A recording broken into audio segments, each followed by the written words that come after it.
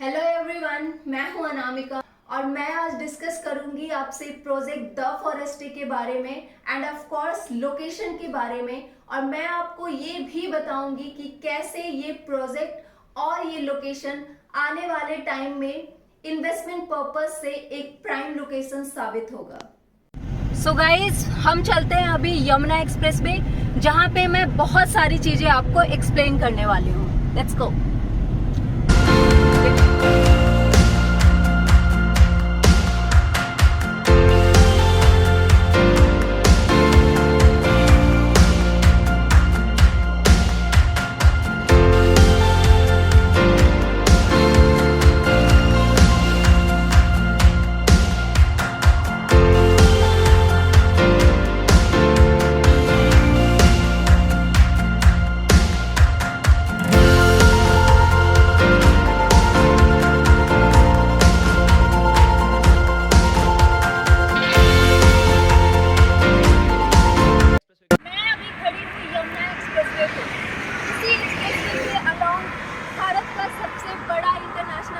जिसे हम जेवर इंटरनेशनल एयरपोर्ट के नाम से जानते हैं, वो डेवलप होने वाला है।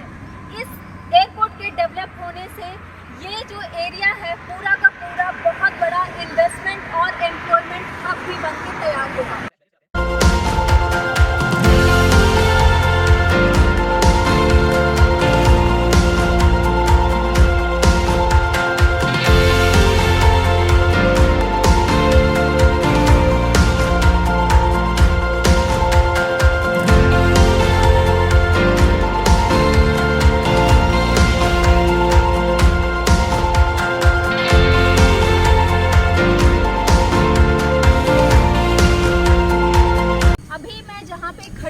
यहाँ से आपका जेवर इंटरनेशनल एयरपोर्ट कुछ 4 से 5 किलोमीटर के डिस्टेंस पे है।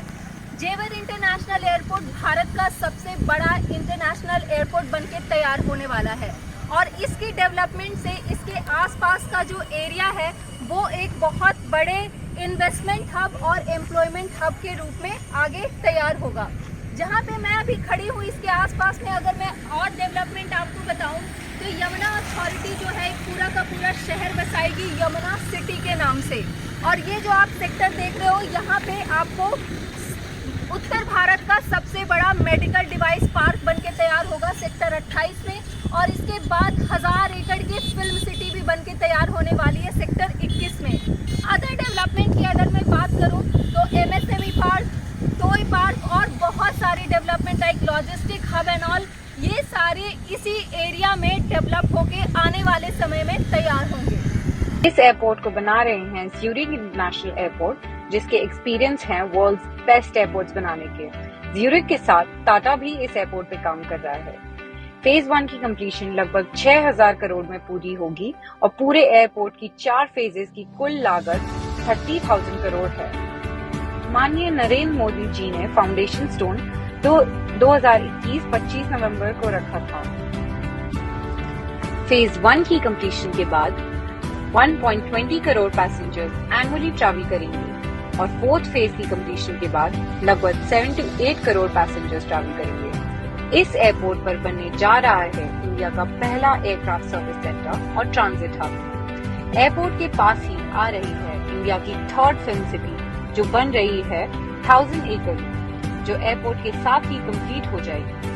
साथ ही बन रहा है इंडस्ट्रियल हब, जिसमें गवर्नमेंट ने प्लान की है toy city, furniture city, logistic park, electronic city, defence corridor, medical device park, handicraft city, handloom centre, apparel city, leather park.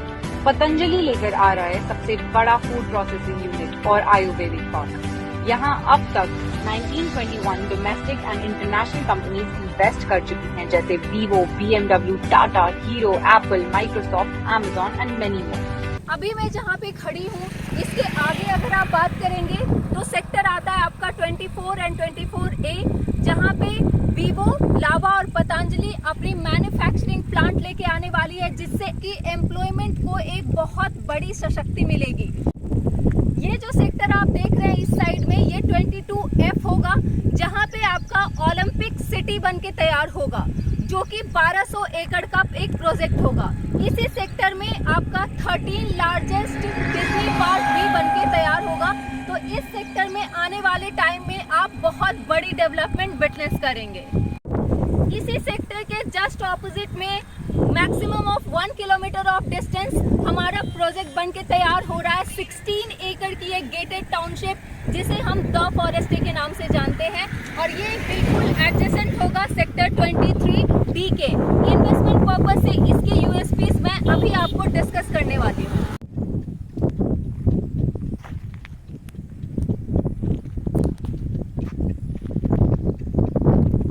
अभी मैं खड़ी हूँ द फॉरेस्टे की साइट पे।